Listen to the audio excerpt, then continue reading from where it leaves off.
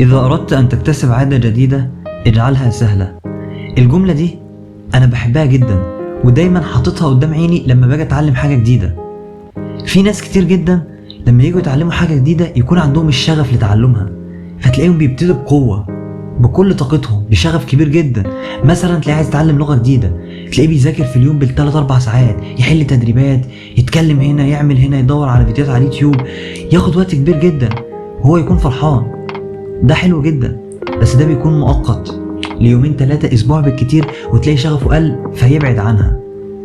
انما انت عايز تخلي مثلا تعلم اللغة ده عادة في يومك، فلازم تخليه سهل علشان يبقى عادة اصلا تعمله وانت مغمض عينك وانت مش تحس انك انت ما بتبذلش مجهود. لا، ده عادة عندي.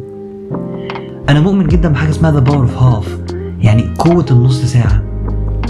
خلال النص ساعة دول انت تقدر تنجز حاجات كتير جدا، بس دي دايما ماشية مع مبدأ قليل دائم افضل من كثير متقطع.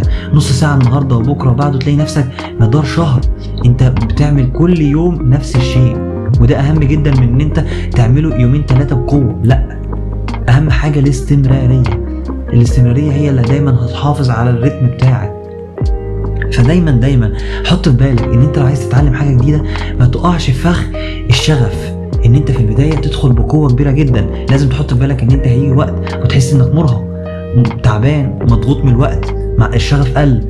فلو انت كنت مركز ان الوقت يكون كبير جدا، لما شغفك يقل هتحس ان دي مجهود عليك مش هتعمله. مش هقدر اذاكر 2-3 وانا اصلا ما عنديش شغف.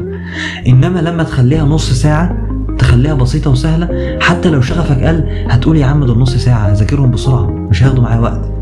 بس صدقني خلال شهر شهرين مع الوقت ومرور الوقت هتلاقي نفسك بتتطور جدا، وهتلاقي نفسك احسن بكتير من اللي ابتدى بشغف.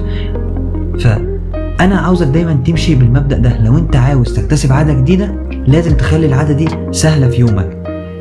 هنا دايما في مساحة نفسية بقدم كل يوم نصايح تعلي من صحتك النفسية وتطور من ذاتك. فلو انت حابب تكون شخص احسن وتوصل لاحسن نسخة من نفسك يبقى لازم تكون واحد مننا وتعمل لنا فولو للصفحة دي، وما تنساش تعمل لايك على الفيديو ده. وافتكر ان دايما في مساحة نفسية بنقول لك استمتع بوقتك يا صديقي.